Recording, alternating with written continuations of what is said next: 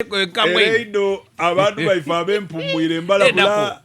bwobanga wayiziza kiyosi kikunjira gitolewo lero babere bakobye bati bagaira abantu emyezi ebiri twidafuna kusowali bajiziza sowali wachi sobuti nzira mandi galamusa abantu bajja kubologa n'amafuta abamaze okutamba mu bimotoka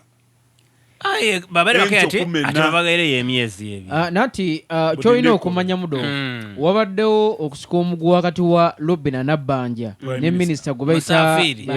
David Bahati. David Bahati olwokuba nti bava mu ministry ya Kasajja eya Ministry of Finance kati bo olwokuba nti waddengawo koona obuseresere nga bayikola orders zaabwe nga Nabbanja tazimanyi kati Nabbanja nga naye alina orders ze nabali nga balina orders zaabwe kati cabinet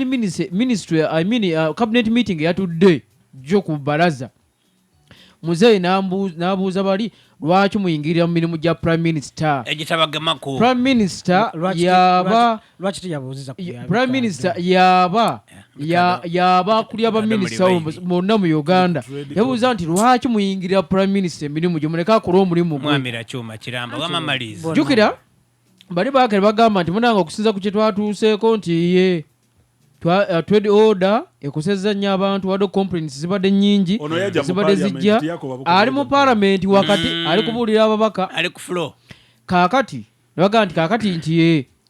tujja tugiyimirizaamu era baga nti paka gwa 7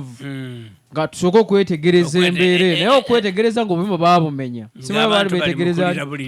Nabbanja najja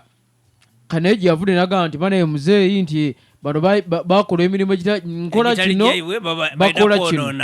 kino bakola kino so trade order weeri era muzeeyi agaye tegende mu maaso ekyasinze kumala mu maani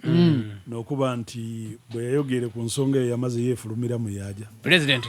yakayata ensonga eyo maiso titusobola kuba na gavumenti nga tegemagana onayogera bino ono prime minister aba mukama waimwe bw'aba nga yeyalagira ekintu kijje mu maiso yeefulumira obona ku nsonga eyo ya prime minister kinajjukira nti wainume Robina Nabbanja yavayo yawa directives nti obumiizaani buveewo era David Bahati ng'ali walani pasisi namuganza Evelyn Anite basazaamu ekiragiro kya mukama waibwe bamudemera Bahati so which means era tujja kuvaawo naye mode of name lwaki tulina okumanya nti tukize tugaane muzaali kwagala omusolo umusolo kitofali gwenda bali kumena babaire bawo omusolo oyagana alina tiketi ya omusolo guno gubadde bawa ow'omutwalo ow'ebiri ow'etaano tenkana kanaali mu kizimbe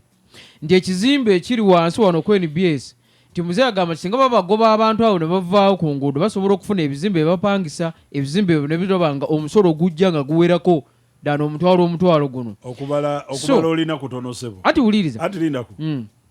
bano ab'ebizimbe bano basasula trading license gisasula omulundi mulala mu mwaka mulamba era ze nabwo obalabalamu esente omuntu dasasula buli lunaku